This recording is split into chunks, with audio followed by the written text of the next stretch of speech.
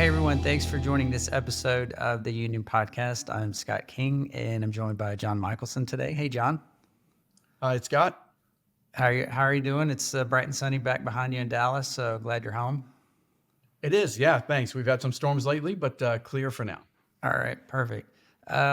So we're going to talk about kind of a polar opposite belief when we talk to people about Krista, and specifically LLMs, right? So half of the people have tried an LLM, they've tried some type of automation, and they can't get it to work, and they understand the limitations. The other half, of which you've had more of these conversations than I have, is when people say, well, I can do all of these things in an LLM. Like, I don't understand why I need something to help me. We call it orchestration. Like, I don't understand because I can ask ChatGPT questions, or Claude can write code, or Gemini can help me search the web, things like that.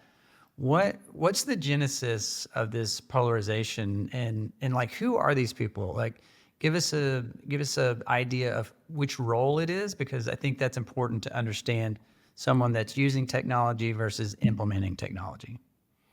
Yeah, so Scott, this is really kind of it's almost a joke now internally. It's like, okay, when we meet someone and we introduce them to Krista, we're either going to get I totally know that's exactly how I can now operationalize all this great stuff that's going on in the world. Or why do I want to do that when I could just use the other stuff directly myself? I mean, look, I can actually do it. We can really, from an audience perspective, see it across the board. There are pretty much, it just has, I think, a lot to do with whether you've really gotten into the weeds on how would I really put together something that is transformational and outcome oriented with these great capabilities that we're seeing. And if you've thought through that sufficiently, you will very quickly realize the whole premise upon which Krista was built. And if you haven't yet, and you're getting to know Krista, you're about to. And we've had a couple of unfortunately awkward moments, but funny stories is the way they end up on with folks who are about to have that aha. And if it's all right with you, I'll share one. This is kind of the classic one I told you before. Yeah, I'd like to hear, any specific examples without disclosing probably, Yeah, who gave you exactly. the pushback, because I think, I personally use the several of the LLMs to do little tasks, but the amount of work I'm doing in the background to make it work is incredible. Of course, and but that's not to take away from the fact that it is capable of doing something that heretofore either was much harder or sometimes not even really technically feasible. And with that, our personal productivity can improve, but we really don't affect. And this is, I know, potentially provocative, but we really don't affect an organization's transformation with an incremental productivity gain on behalf of a person doing a task. We really don't, because most outcomes sit in queue for the vast majority of their time already. So if we're trying to accelerate a business and we're trying to accelerate the pace of technology adoption and exploitation, and we're trying to build new things with great new capacity that's given to us by AI, one of the thousands of tasks you do being more efficient with a name your whatever, AI, technology, whatever related, right? Getting to work faster is certainly a productivity boost. But your organization didn't transform if it's now faster for you to get to the office. That's just not gonna do it, right?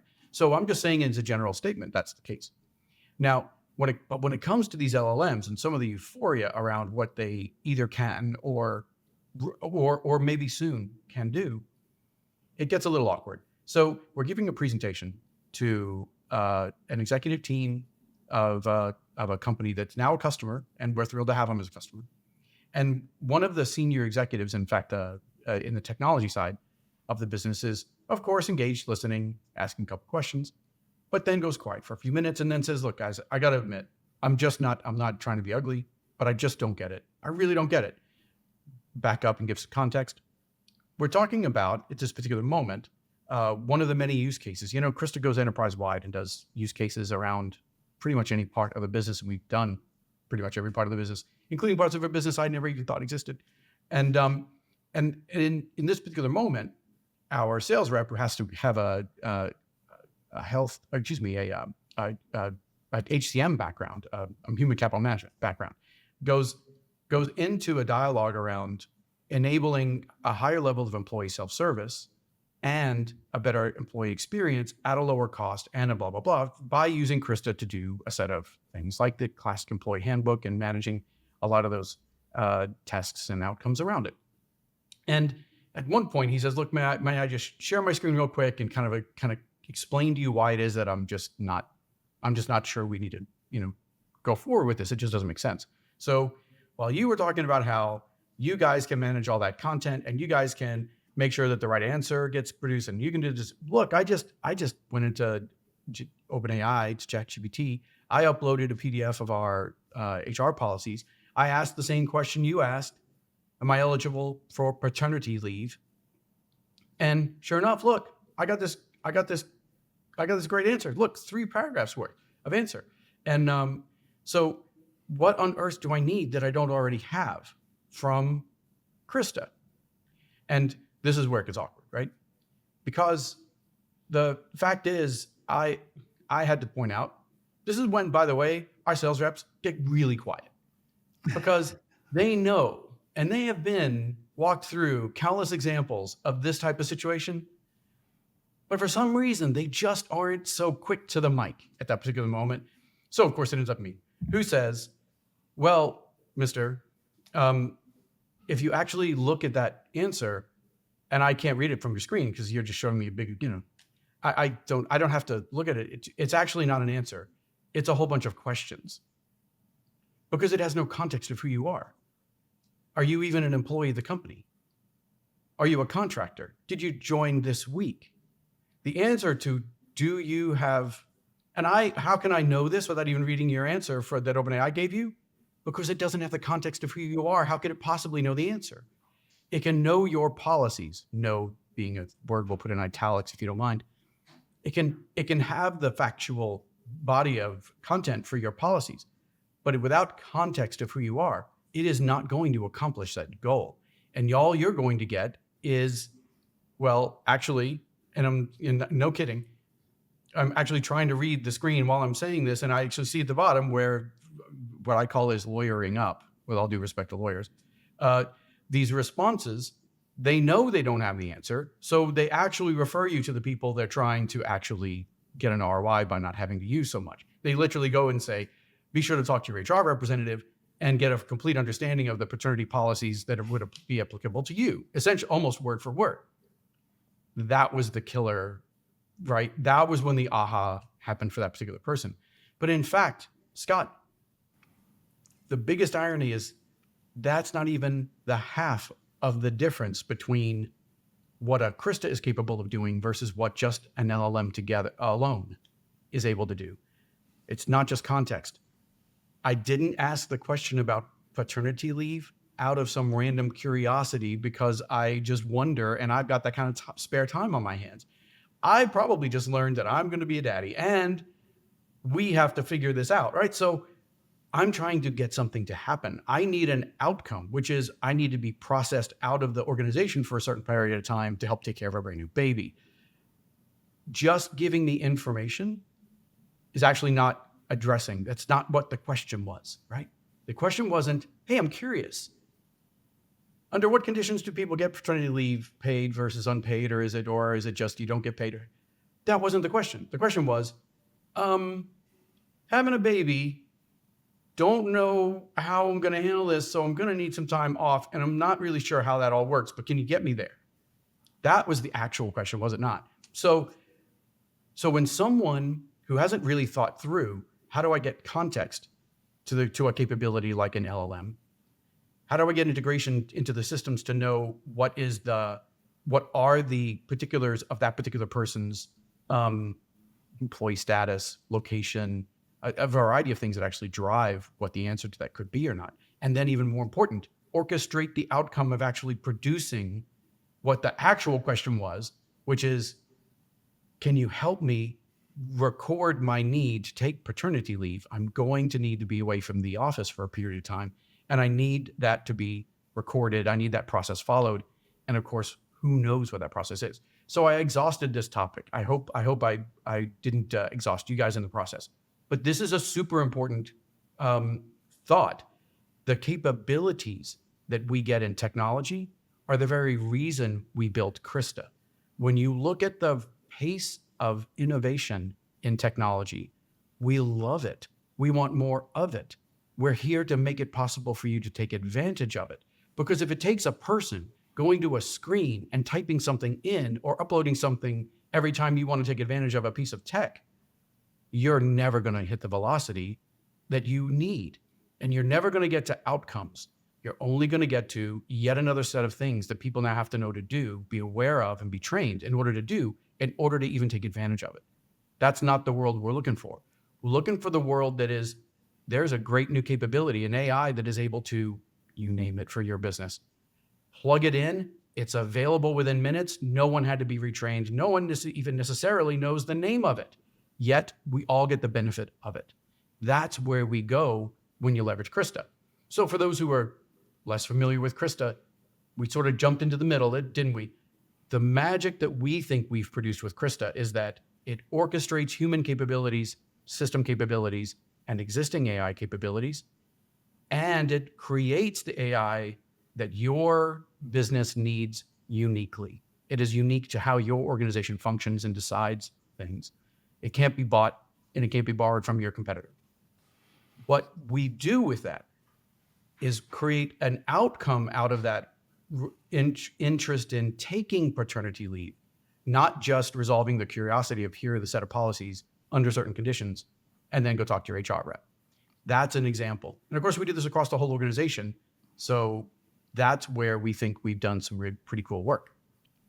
So, John, I think it's, it's where people have set their own expectations of this happening, because maybe they are looking for a personal productivity tool, or, most of the AI point solutions are sold that way. Like, I help you do this one thing, right? Whereas orchestrating a business process, quite possibly is just completely outside of their expectations. So with the paternity question, that it's a good example to show both processes, right? Because right. there is a follow-on chain of events for a paternity question, but they may not realize that. But maybe like employee onboarding, like say a new role starts, okay, they need access to these systems. They need, the payroll set up, and the tax and the I-9 or whatever you got to fill out, right?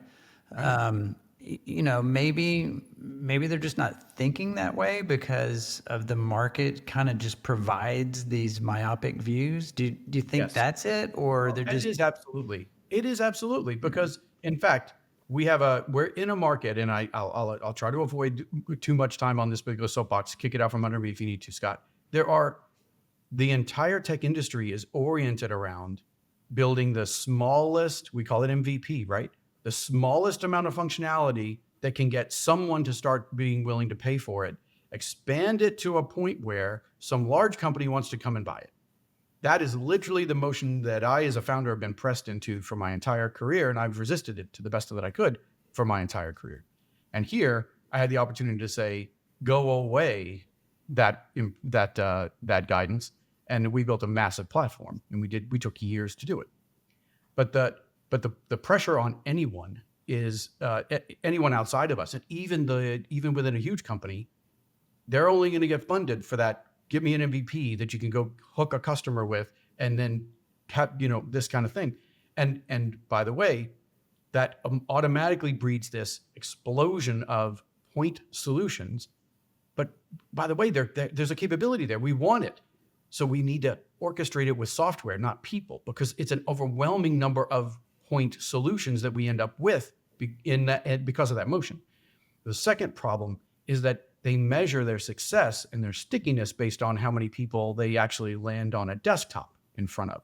So if they feel like they're not enfranchised with their customer, if they aren't my logo is in the upper left-hand corner of all those people, so I know my renewal is going to work. And I totally get that, right? Businesses want to be in business, and they want to be in business next year. So they want to make sure that they promote their relevancy to their customers. But in doing that motion, right? And right now, AI companies are doing this. AI is a function. It's better consumed by a platform like Krista in many cases. Now, there's personal productivity aspects, right? If I could get a model to generate an image while I'm constructing a presentation, that's awesome, right? And I would directly interact with that AI to do it. But the transformation, the world isn't going to be all that different. The organization's financials aren't going to be all that different if my image is the same old ugly stuff I usually come up with, or if it's a really cool one that an AI created. Not going to do that. But the capabilities that same AI has, woven together with your existing systems, your tremendous human capabilities, and the orchestration of all of those things, and of course the bespoke, unique to you AI that must be created in order to fill in those gaps, that's where the financials change. So software companies and AI companies and a lot of AI point solution companies, understandably, are trying to get in front of you and make sure you see their logo and you know that we're the one, and that way our stock price is good and our renewals are safer and all that. But what you really need is an invisible fabric that's running all this stuff. Because you know that my analogy always goes back to Star Trek. How many times did Captain Kirk or Picard have to go pull off a panel and go dorking around inside of a whole bunch of things, trying to figure out what icon did we press for that? Or what was that system name again? Right? Or where do I have to go? What do I need to install to be able to ask for a, right? It just never was even in the lexicon. So that's the mission for us, is to create that. And so back to our premise of this particular podcast was, the more AI capabilities you see, the greater the need for a Krista, which is what I described, right? If I use Krista as an adjective, you need that approach. You will not capitalize on it the way you really need to. Without that approach, I think that's defensible, regardless of whether you were even potentially working with us or not. That is what we actually have to do, right? And that's why we're having these bipolar conversations where we'll introduce someone to Krista and they go, that's exactly it. Because in fact, it's the herding cats of my people that is my greatest challenge. I'll give you one more really quick example of that story, of the story of that, and then we can make sure if you have any thoughts to wrap it up. But we're talking about a company that needs to better engage with recruits to get them on board fast, because it's a really challenging labor market. And these are entry-level type positions where there's not a whole lot of brand loyalty. It's not like they're not using recruiters. They don't have a resume. They're replying to text messages. And there's lots of point solutions that are trying to help customers get those employees engaged and to the point where they can get them an offer. But there's so much orchestration that needs to happen and so much human workflow that needs to happen in order to make that really possible. You lose the real value and outcome of onboarding new employees if you only think about it as, well, I'm going to use some conversational AI to get that engagement level up. But I'm still going to take 3 days because people aren't getting the workflow of processing the actual new employee into a qualify, then do the background checks, then get the offer letter out, deal with any other circumstances, maybe unique to that individual, that need to be addressed, and then get that signature back.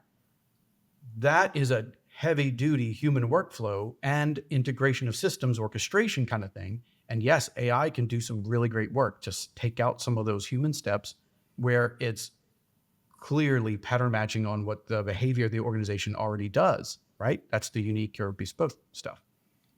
All of that is what it really is going to take to accelerate your ability to bring on employees. If you just increase the engagement with using some conversational AI and get some Gen AI stuff in there and get a good, cute personality, and you still don't get the rest of the thing, you have to do systems thinking, I guess, right?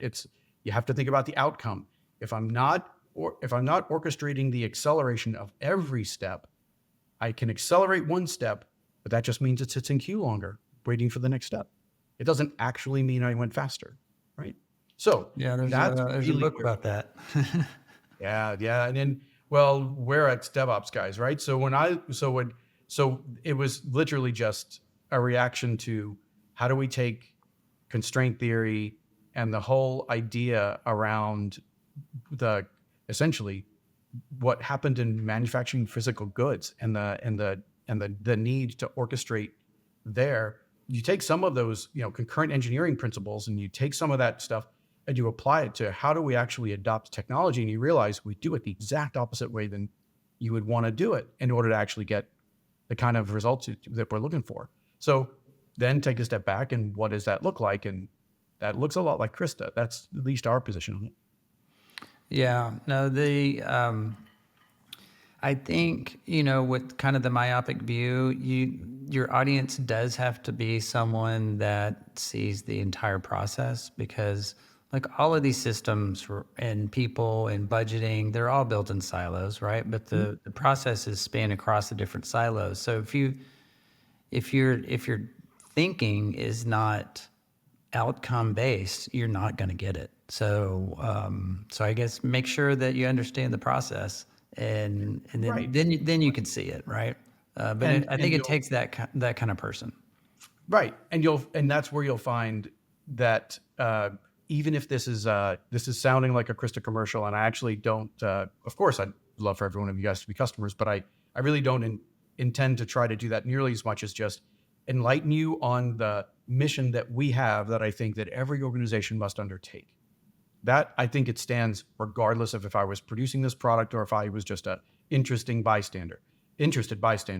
This reality of we adopt technology in literally the wrong order or in direction is the way we usually describe it, is fundamental. It's really, and that whole dichotomy of how we get introduced to a customer and their initial reaction is a reflection of that very thing, right? Because those who are attempting to think about outcomes, or who are at least still signed up for they're even willing to give it a try, they see that. And those that aren't, you're absolutely right, Scott. They're thinking, wait a minute, I'm going to keep this as small as I can, and I'm going to do just this little bitty piece, and then I'm going to do lots of little bitty pieces, and then I'll have done my job. Well, depends, right? A leader is going to have to find a way to integrate and accelerate the outcome of a business, not a particular one task in a business. Otherwise, those that do solve for this have this incredible advantage in the way that they are able to take advantage of technology that you will not. And that's not the position that anybody wants to be in. Yeah. All right. Well, great, John. No, it was a lot of great points. I mean, the LLMs are great, but what we've said before in previous podcasts, they're only 5% of the solution. And I hope they experiment and understand the limitations, because they will find them, and hopefully they'll find us afterwards. Yeah, and again, it's funny because I'm an NLP guy forever. It's why I entered the software category and have done it forever.